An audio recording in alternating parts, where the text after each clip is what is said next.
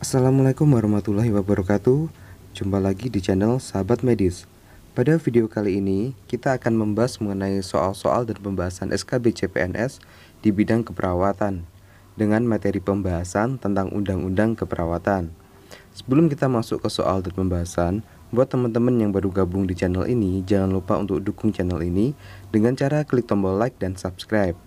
Dan jangan lupa untuk nyalakan lonceng notifikasi agar teman-teman tidak ketinggalan update video terbaru dari channel ini.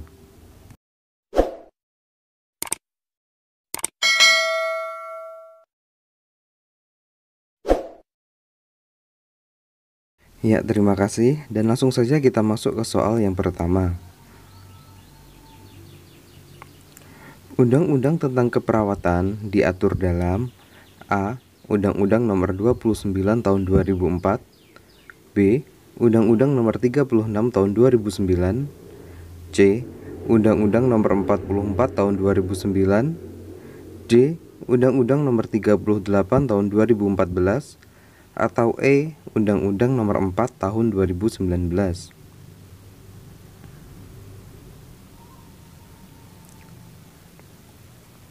Dan jawaban yang paling tepat adalah D. Undang-Undang Nomor 38 Tahun 2014. Sekarang kita bahas untuk setiap opsinya. Untuk opsi A, Undang-Undang Nomor 29 Tahun 2004, ini adalah undang-undang tentang dokter gigi. Kemudian, Undang-Undang Nomor 36 Tahun 2009, ini adalah undang-undang tentang kesehatan. Kemudian opsi C, Undang-Undang Nomor 44 Tahun 2009, ini adalah undang-undang tentang rumah sakit. Sedangkan untuk opsi E, Undang-Undang Nomor 4 Tahun 2019, ini adalah undang-undang tentang kebidanan. Kita lanjut ke soal berikutnya.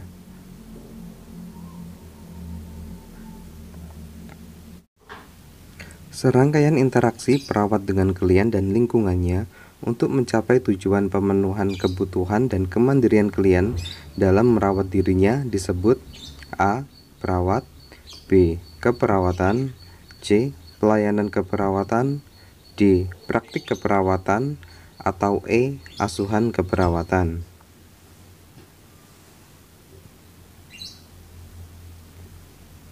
Dan jawaban yang paling tepat adalah E. Asuhan keperawatan. Berdasarkan pasal 1 Undang-Undang Nomor 38 Tahun 2014, yang dimaksud dengan keperawatan adalah kegiatan pemberian asuhan kepada individu, keluarga, kelompok, atau masyarakat, baik dalam keadaan sakit maupun sehat. Kemudian yang dimaksud perawat adalah seseorang yang telah lulus pendidikan tinggi keperawatan, baik di dalam maupun di luar negeri, yang diakui oleh pemerintah sesuai dengan ketentuan peraturan perundang-undangan. Sedangkan yang dimaksud pelayanan keperawatan adalah suatu bentuk pelayanan profesional yang merupakan bagian integral dari pelayanan kesehatan yang didasarkan pada ilmu dan kiat keperawatan ditunjukkan kepada individu, keluarga, kelompok, atau masyarakat, baik sehat maupun sakit. Sedangkan yang dimaksud praktik keperawatan adalah pelayanan yang diselenggarakan oleh perawat dalam bentuk asuhan keperawatan. Kita lanjut ke soal berikutnya. Berikut ini yang bukan termasuk asas praktik keperawatan adalah A. Peri kemanusiaan, B. Nilai ilmiah, C. Etika dan profesionalitas, D. Kemandirian, atau E. Keadilan.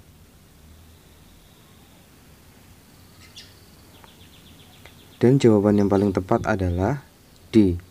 Kemandirian. Praktik keperawatan berasaskan yang pertama, peri kemanusiaan, kedua, nilai ilmiah, ketiga, etika dan profesionalitas, keempat, manfaat, kelima, keadilan, keenam, perlindungan, dan yang ketujuh, kesehatan dan keselamatan klien. Kita lanjut ke soal berikutnya.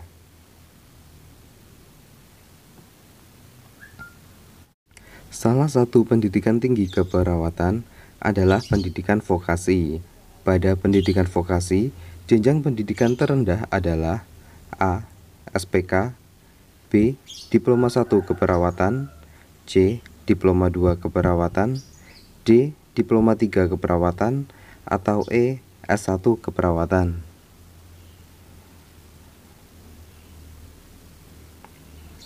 Dan jawaban yang paling tepat adalah D. Diploma 3 Keperawatan.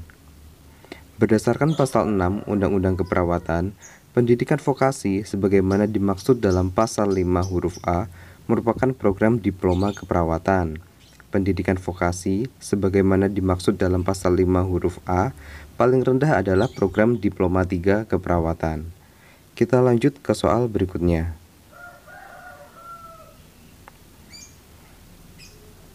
Salah satu pendidikan tinggi keperawatan adalah pendidikan akademik. Berikut ini yang termasuk pendidikan akademik adalah A. SPK, B. Diploma 1 Keperawatan, C. Diploma 3 Keperawatan, D. Magister Keperawatan, atau E. Semua benar.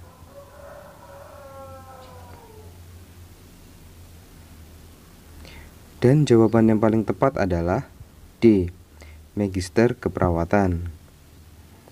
Pendidikan akademik sebagaimana dimaksud dalam pasal 5 huruf B terdiri dari yang pertama program sarjana keperawatan, kedua program magister keperawatan, dan yang ketiga program doktor keperawatan. Kita lanjut ke soal berikutnya.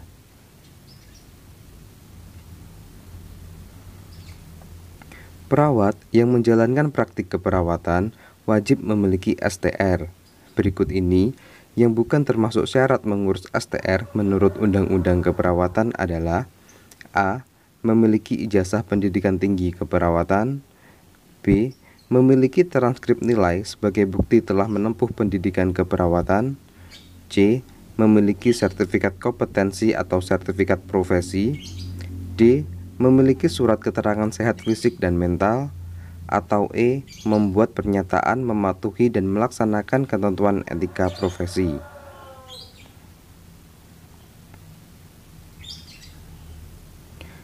Dan jawaban yang paling tepat adalah B.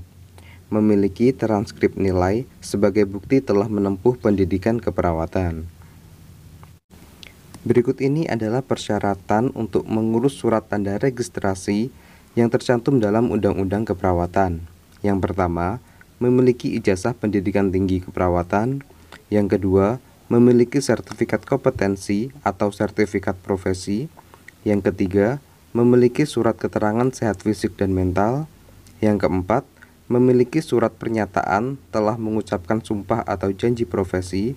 Dan yang kelima, membuat pernyataan mematuhi dan melaksanakan ketentuan etika profesi. Kita lanjut ke soal berikutnya.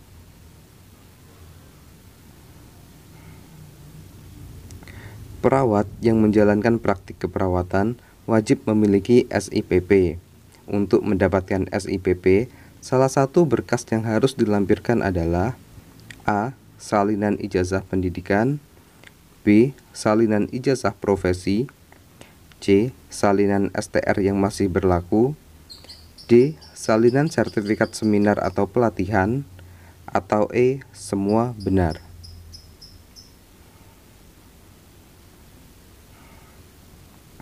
Dan jawaban yang paling tepat adalah C. Salinan surat tanda registrasi yang masih berlaku. Untuk mendapatkan SIPP sebagaimana dimaksud pada ayat 1 dan 2, perawat harus melampirkan yang pertama, salinan STR yang masih berlaku, yang kedua, rekomendasi dari organisasi profesi perawat, dan yang ketiga, surat pernyataan memiliki tempat praktik atau surat keterangan dari pimpinan fasilitas pelayanan kesehatan. Lanjut ke soal nomor 8. Perawat warga negara asing yang sudah mengikuti proses evaluasi kompetensi dan yang akan melakukan praktik di Indonesia harus memiliki STR sementara dan SIPP. STR sementara ini berlaku selama A. 1 tahun, B. 2 tahun, C. 3 tahun, D. 4 tahun, atau E. 5 tahun.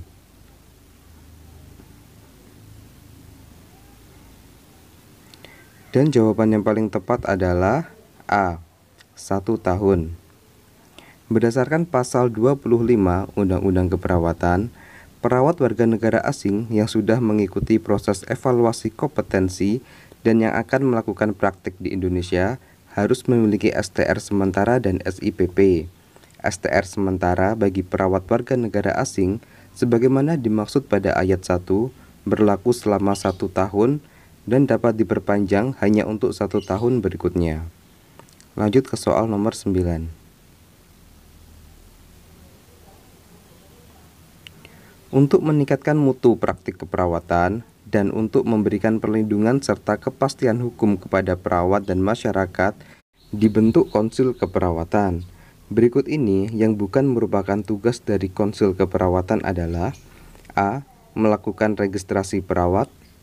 B. Melakukan pembinaan perawat dalam menjalankan praktik keperawatan. C. Menyusun standar pendidikan tinggi keperawatan. D. Menyusun standar praktek dan standar kompetensi perawat. Atau E. Membentuk organisasi profesi di setiap daerah.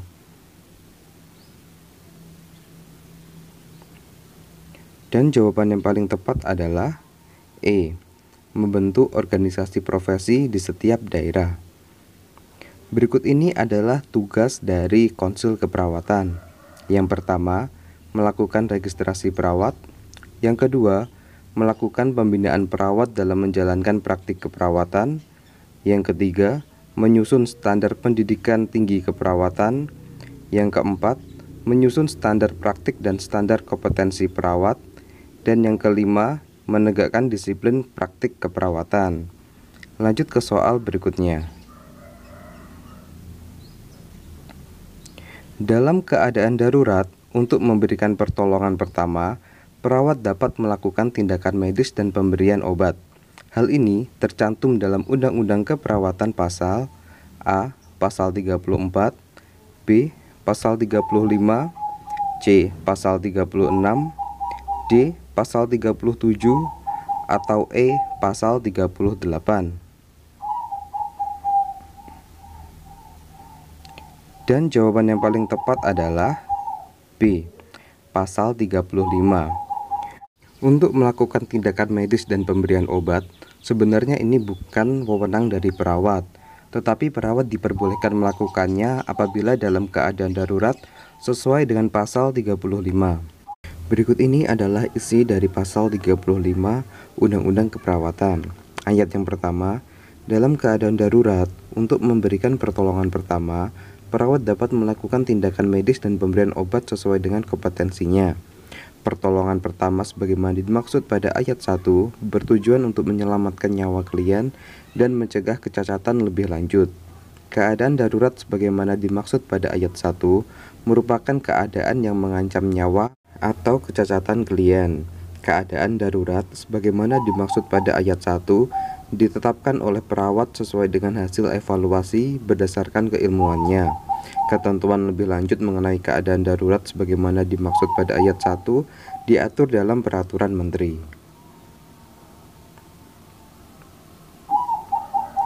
Oke, sementara cukup sekian untuk video kali ini. Semoga video ini bisa bermanfaat, khususnya buat teman-teman pejuang SKB tahun ini. Wassalamualaikum warahmatullahi wabarakatuh, dan sampai jumpa di video berikutnya.